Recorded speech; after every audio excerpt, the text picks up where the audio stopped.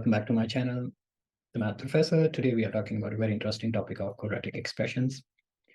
In this video, we'll talk about the definition of quadratic expression, the value of discriminant, and why it is important.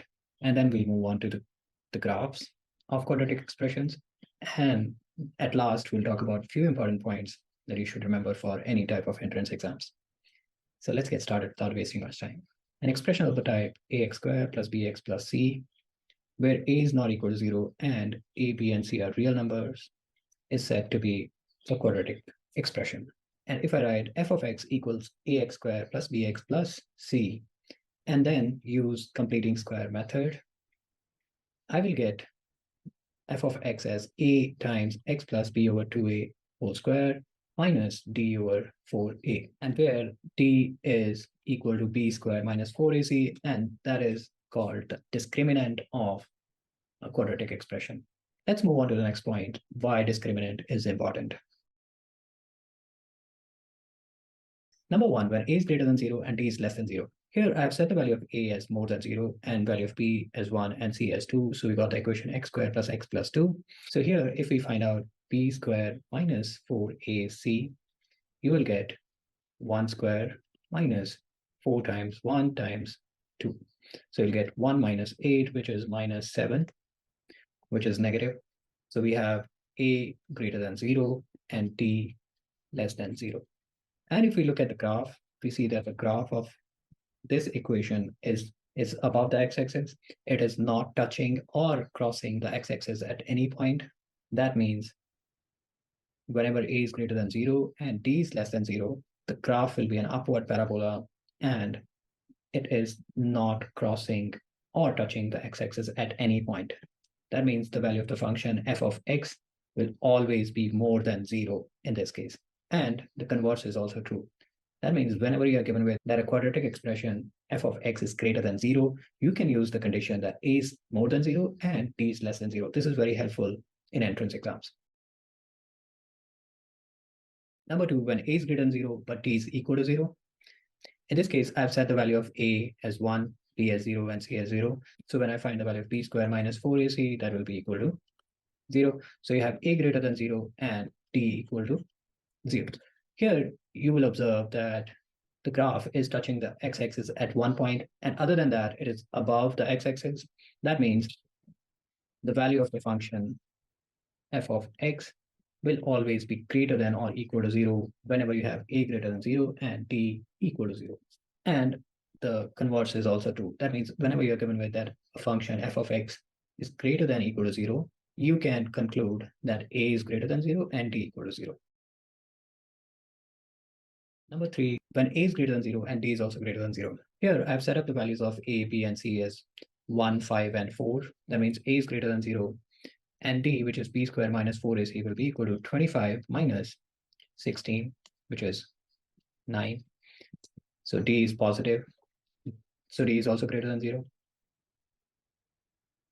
And if you look at the graph carefully, you will see that the graph is crossing the x-axis at 2 points, minus 4, 0, and minus 1, 0. These values can be found by using quadratic formula, which I'll discuss in another video. So if you look at the graph carefully, we'll see that there are 2 positive areas and 1 negative area.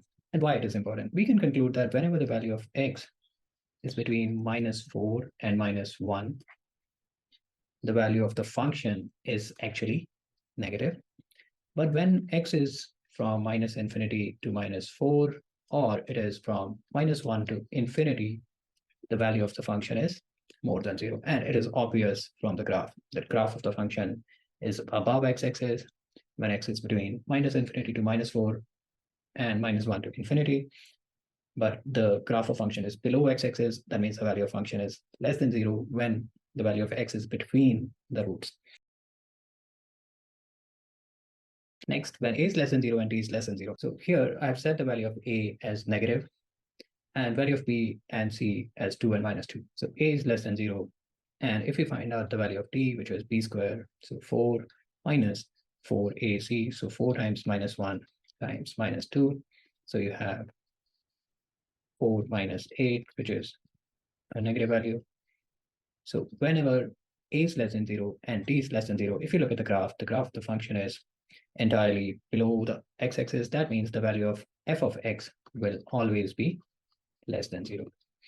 And the converse is also true. If f of x is less than 0, that means a is less than 0 and d is also less than 0. Next, if a is less than 0 and d is equal to 0. So by setting a as -1, b as 0, and c as 0, we'll get the equation as y equal minus x squared. That means a is less than 0. And if you find out d, that will be equal to 0. And if you look at the graph, you'll see that the graph is touching the x-axis at one point, and it is below the x-axis. That means the value of the function will always be less than equal to 0. And the converse is also true. If you're given with that the value of a quadratic function f of x is less than equal to 0, you can conclude that a is less than 0 and d is equal to 0.